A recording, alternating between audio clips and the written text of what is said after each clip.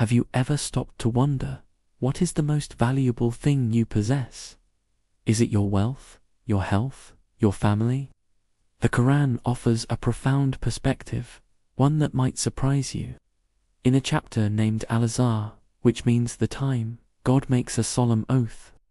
Not by the heavens or the earth, but by time itself. The chapter begins with the powerful words, by time. Why time?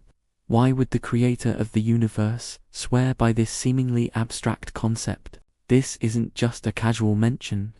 When God swears by something in the Qur'an, it signifies its immense importance and invites us to reflect deeply upon it. So, what is the secret hidden within the fabric of time? Is it, perhaps, the greatest of all creations? Let's unpack this together. Throughout the Qur'an, God swears by various things to draw our attention to their significance. He swears by the sun, the moon, the day, and the night. All of these are connected to the passage of time. But in Surah Al-Asr, the oath is by time in its absolute sense. This short, 3-verse chapter is so comprehensive that one of the early Islamic scholars, Imam Shafi, famously said that if people were to ponder over this chapter alone, it would be sufficient for them.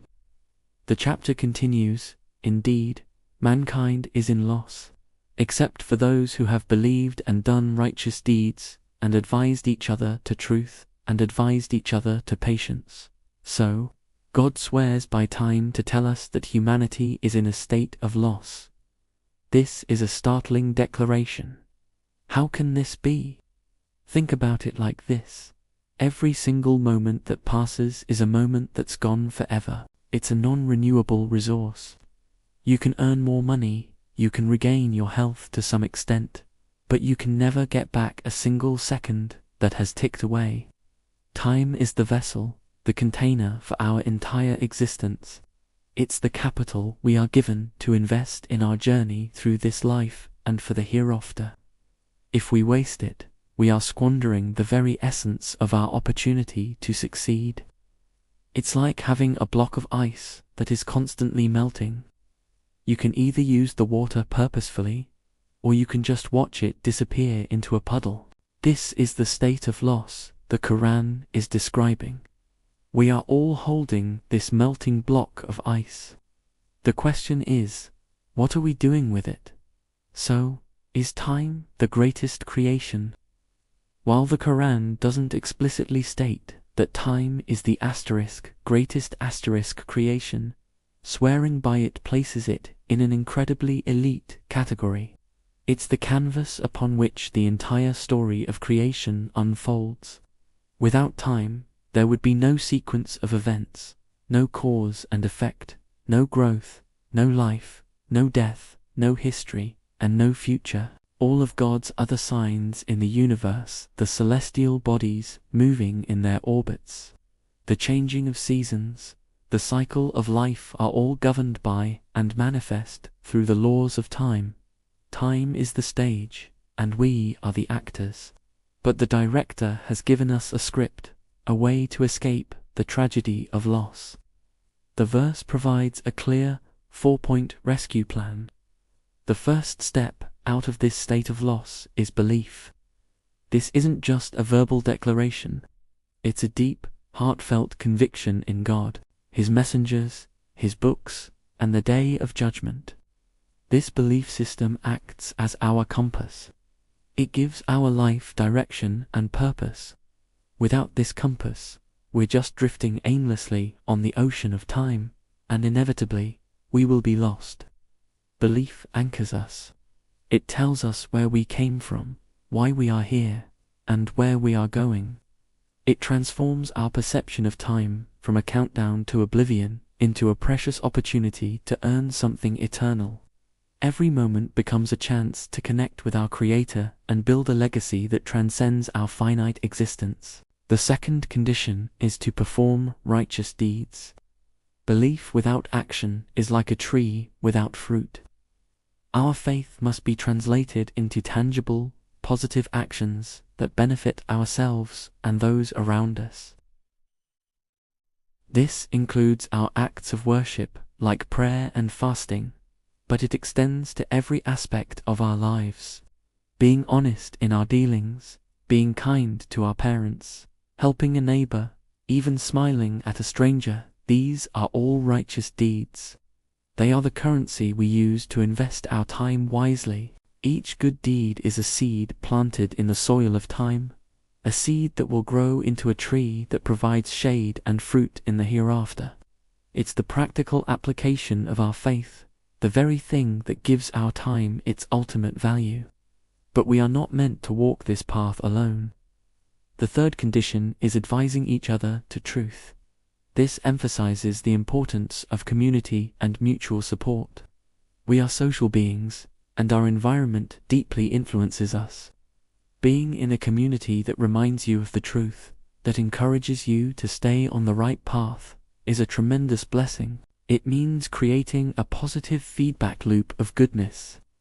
When you see a friend straying, you gently guide them back, and when you are the one faltering, they do the same for you.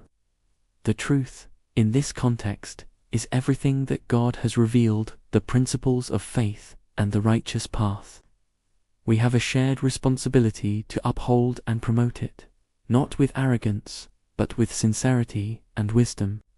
Finally, the fourth and final condition is advising each other to patience. This is perhaps one of the most crucial elements. The path of truth and righteousness is not always easy. It requires struggle, perseverance, and resilience. There will be challenges, there will be temptations, and there will be moments of weakness. Patience is the spiritual stamina we need to endure these trials. And just like with truth, we need to encourage each other to be patient. Patient in obeying God, patient in refraining from what He has forbidden, and patient with the trials and tribulations He sends our way. It's about building a collective resilience, a community that stands firm together, weathering the storms of life and the relentless passage of time. So, when we put it all together, the message of Surah Al-Asr is breathtakingly simple, yet incredibly profound. God swears by time to alert us to our default state of loss. But He doesn't leave us there. He provides a clear, actionable roadmap to success, a combination of individual faith and action, coupled with collective responsibility and support. It's a holistic approach to life.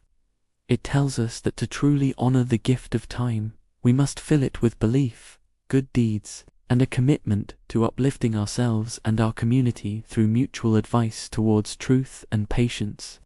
This is how we transform our melting block of ice from a symbol of loss into a vessel of eternal salvation.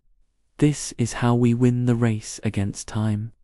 So, the next time you hear the ticking of a clock or see the sun setting on the horizon, remember the oath in the Qur'an. Don't see it as a source of anxiety, but as a divine reminder, a reminder of the incredible value of every moment you have, a reminder to check your portfolio. Are you investing in belief? Are you actively doing good? Are you part of a community that encourages truth and patience? Because at the end of the day, our success or failure doesn't depend on the amount of time we were given, but on how we chose to spend it. Time itself isn't the enemy. Wasting it is. Thank you for watching. If this reflection was beneficial, please like, share, and subscribe for more content that helps us ponder the deeper meanings of our existence. Have you ever wondered why the Quran so often swears by time? Think about it. By the dawn, by the night as it envelops, by the morning brightness, and perhaps most famously, by time itself in Surah Al-Asr. This isn't just poetic language. When Allah swears by something in the Quran, it's a sign of its immense importance, a call for us to pay serious attention. So, what's so special about time? Is it just the ticking of a clock, or something much, much deeper? Let's start with a simple truth. Time is the vessel for our entire existence. Every action, every thought, every feeling we have, happens within the framework of time. It's the currency of our lives. You can lose money and earn it back. You can lose a friend and maybe reconcile. But once a moment of time is gone, it's gone forever. You can't get it back. This is why the Qur'an constantly brings our attention to the passage of time, the alternation of day and night, the cycles of the sun and moon. These are not just natural phenomena. They are divine signs, ayat, reminding us that our time here is limited and constantly slipping away. Consider the verse, "And he it is who has made the night and the day in succession for whoever desires to remember or desires gratitude." The cycle of day and night is a built-in reset button, a daily opportunity for reflection, for repentance, for gratitude. The dawn fajr is a symbol of new beginnings, a fresh start. The night layl is a time for quiet contemplation and connection with the divine. Allah swears by these specific times to make us appreciate their unique spiritual value. They are not just empty slots in a 24-hour cycle. They are sacred moments filled with potential. Now, let's look at Surah Al-Asr, which means the time. It's one of the shortest chapters in the Qur'an, but its message is incredibly profound. It begins by time. Indeed, mankind is in loss.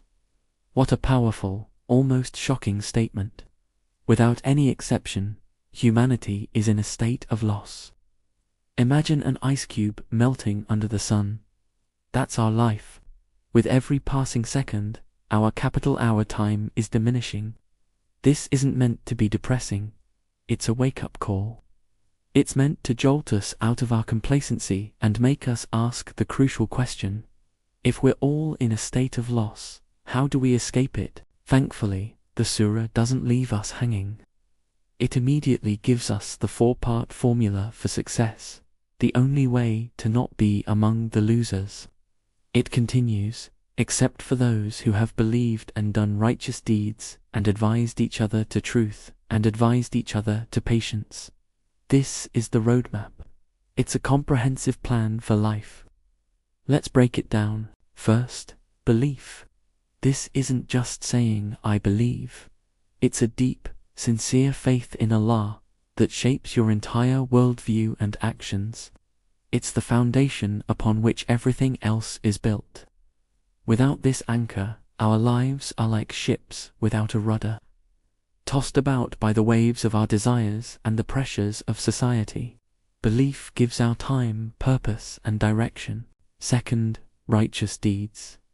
Faith isn't passive. It must be translated into action. This includes our prayers, our charity, our kindness to others, our honesty in business, every good act we perform.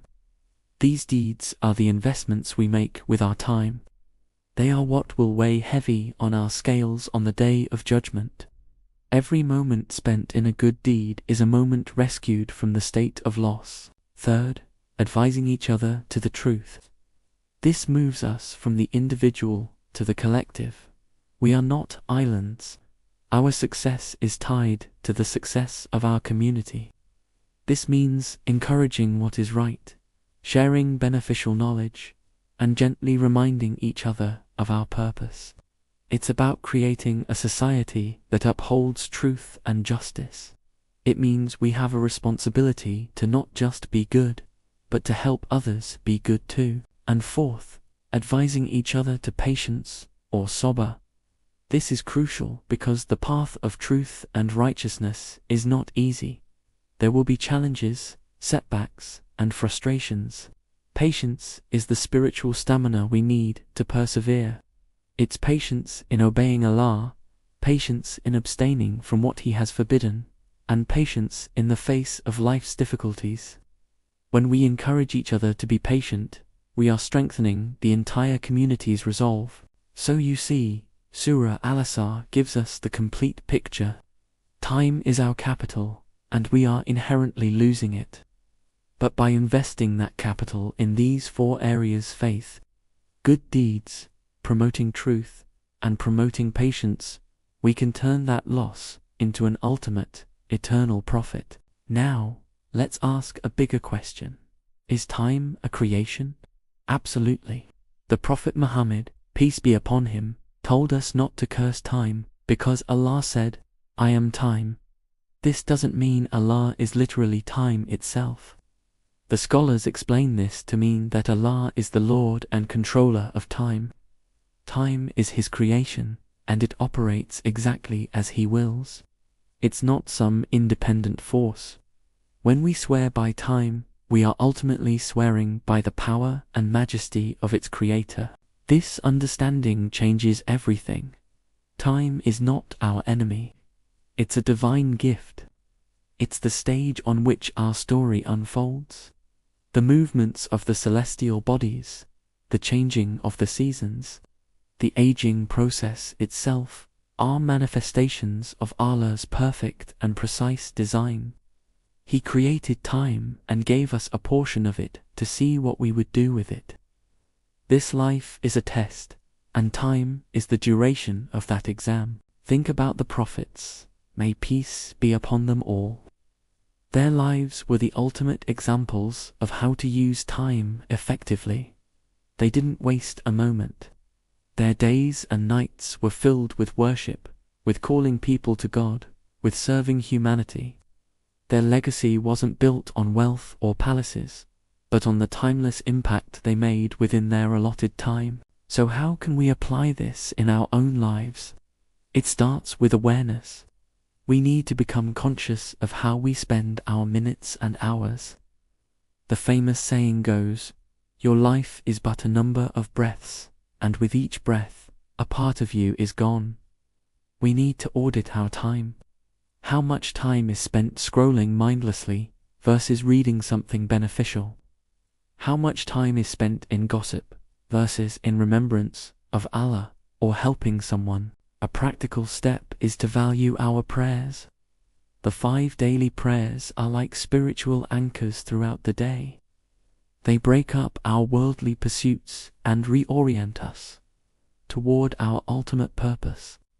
They are a built-in system for time management, ensuring that no matter how busy we get, we reconnect with our Creator at key moments. Another key is to have a plan. Just as we plan our careers or vacations, we should plan for our spiritual growth. Set goals. Maybe it's to read a page of the Qur'an every day. Maybe it's to call your parents more often. Maybe it's to volunteer for a cause you care about. When we fill our time with purpose, there's less room for waste. Let's also reflect on the blessing of barakah, or divine blessing in time.